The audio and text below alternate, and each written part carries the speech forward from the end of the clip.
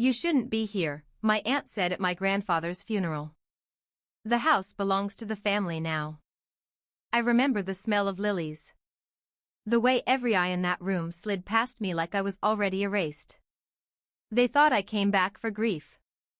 They didn't know I already owned the house. If you enjoy slow-burn revenge stories where the quiet person wins with paperwork instead of shouting, hit like, subscribe, and stay until the end, because this one didn't end with a fight. It ended with locks changing. They called her ambitious. They called me difficult. My cousin Rachel stood beside the casket in a tailored black dress that probably cost more than my monthly rent. Tears, perfectly placed. Voice, perfectly trembling. Hand, resting gently on the polished wood. Golden child posture. Rachel had always known how to perform grief in a way that earned applause. I never learned that skill. I stood near the back of the chapel, coat still damp from rain, holding a paper program that spelled my grandfather's name wrong. Harold Bennett. They had written Henry. No one else noticed. Or cared. My Aunt Linda approached me before the service began. You almost didn't come, she said. It wasn't a question. I was working. Your grandfather deserved better. He had. He deserved a family that didn't treat him like a retirement account. I didn't say that. Instead, I nodded. Rachel leaned in. After the reading, we're discussing the will, she said quietly. You probably won't need to stay. Translation. You're not included. You never were. Rachel Bennett was the golden child. Marketing executive by 27. Engaged to a hedge fund analyst. Featured in local business journals. My aunt described her as driven, brilliant, destined. I was described as stubborn, uncooperative, too independent for my own good. When Rachel missed a mortgage payment at 23, it was a learning experience. When I refused to co-sign a business loan for my uncle, it became proof I didn't care about family. Different standards. Same bloodline. My grandfather had been the only one who spoke to me like I was competent instead of inconvenient. He never called me difficult. He called me careful. That difference mattered. After the funeral service, everyone moved to my grandfather's house. The house. 2 stories. Brick. Corner lot. Paid off in 1987. I noticed something immediately. The front door lock had already been changed. New brushed steel deadbolt. No one mentioned it. Inside, Rachel was directing people. Caterer is in the kitchen. Shoes off on the carpet. This room is for immediate family. Immediate. I was standing in it. Linda approached me with a folder. We're organizing the estate, she said. Her voice was soft in that condescending way. There was some confusion about accounts. Financial confusion. Always vague. Never documented. Rachel added.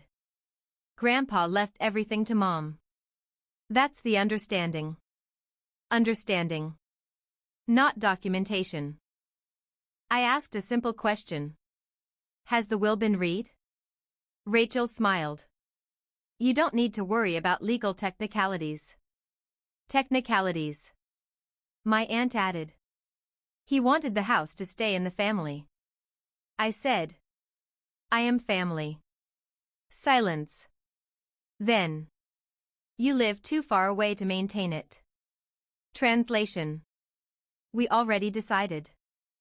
Over the next week, messages started. Group texts I wasn't included in. Photos of furniture being rearranged. Rachel posting. Beginning a new chapter honoring Grandpa's legacy. I received a single email from Linda. We'll be selling some of his old tools. Let us know if you want anything sentimental. Not. Discussing ownership. Not. Estate inventory. Just scraps. The clerk said. You should already have access to the property file. I don't. Pause. You're listed as the deed holder. The words didn't land at first. Deed holder. Owner. Not heir. Not beneficiary. Owner. I drove to the county office the next morning. Requested copies. Signed. Waited. The clerk printed the file. Quiet property transfer. Dated. 8 months before my grandfather died. Grantor. Harold Bennett. Grantee. Me. No lien. No shared ownership. Full transfer. I scheduled a consultation. The lawyer read the document. Then looked at me. You understand this is already executed? Yes. They have no claim to the house. None. Not partial. Not disputable without proving coercion. Which they couldn't. My grandfather had insisted on independent witnesses. In his last voicemail to me, one I hadn't deleted, he said, "Some things are better handled quietly." Now I understood. If he had announced it, they would have pressured him. Manipulated. Delayed. Instead. Paperwork. Witnesses. Final. I didn't storm in. I scheduled a locksmith. Legally. Provided deed. Provided ID. New locks installed. Rachel called within 2 hours. What did you do? I secured my property. Silence. Then anger wrapped in politeness. You can't just lock us out. I can. My aunt called next. We have belongings inside. You have 48 hours to schedule pickup. You're being cruel. I'm following legal process. Rachel tried posting again. Family conflict during grieving. I responded with a single factual comment. The deed was transferred legally last year. No insults. Just fact. Her post disappeared within minutes. They arrived subdued. No performance grief. No authority. Just boxes. Rachel wouldn't meet my eyes. Power had shifted. My lawyer sent certified letters confirming. Occupancy termination. No tenancy rights. Estate settled. Within months. Rachel's planned renovation never happened. She had already told people she was inheriting the house. Now she wasn't. Social embarrassment spread faster than anger. At the next extended family gathering, I was asked about property taxes, maintenance, insurance. They spoke to me as owner. Rachel was suddenly quiet. I didn't keep the house for profit. I kept it because my grandfather trusted me with it. Not because I was loud. Because I was careful. The last time Rachel spoke to me directly, she said. He never told us. I answered. He didn't have to. Paperwork doesn't argue. It doesn't shout.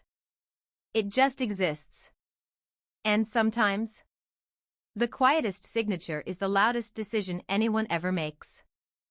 If you've ever watched someone underestimate the quiet person in the room, you already know how this ends. No shouting. No courtroom drama. Just consequences delivered on paper. If you enjoy intelligent revenge stories where patience beats power, like the video. Subscribe for the next story. And tell me in the comments. Would you have told the family earlier, or waited like he did? Because next week's story starts with a promotion and ends with an audit.